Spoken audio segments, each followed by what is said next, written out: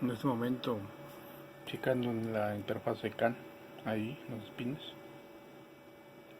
y si te fijas no parpadea, pero sí transmite, ¿sí?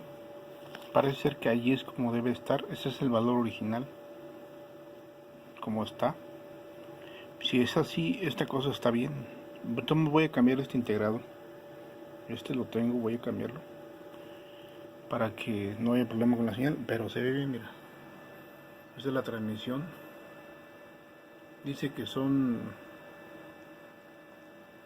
cada cuadro vale 100 microsegundos, perdón, 5 microsegundos. Cada cuadro, de aquí, 5 microsegundos. Entonces mira allí, son como 4 microsegundos de aquí a aquí. Es un bit, ¿sí? Es un bit por segundo. Este vale un bit.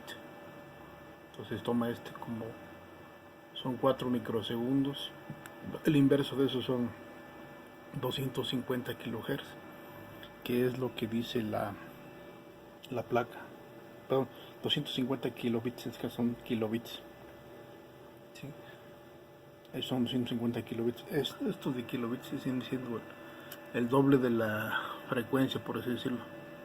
¿Sí? Aquí la frecuencia sería de 125 kilohertz. A ver, son 4 y 4 son 8.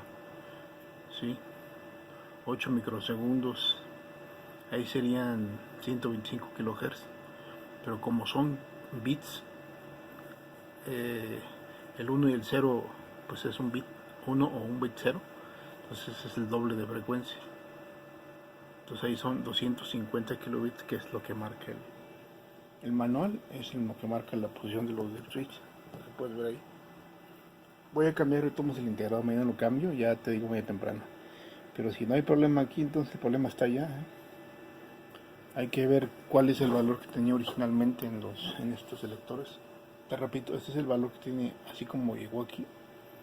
Así es como lo que tiene, así como está. No le cambié y le tomé foto, ya la tengo. Tomé nota. Así es como opera 250 kilobits. Y ahí se puede ver que está transmitiendo. ¿Sí?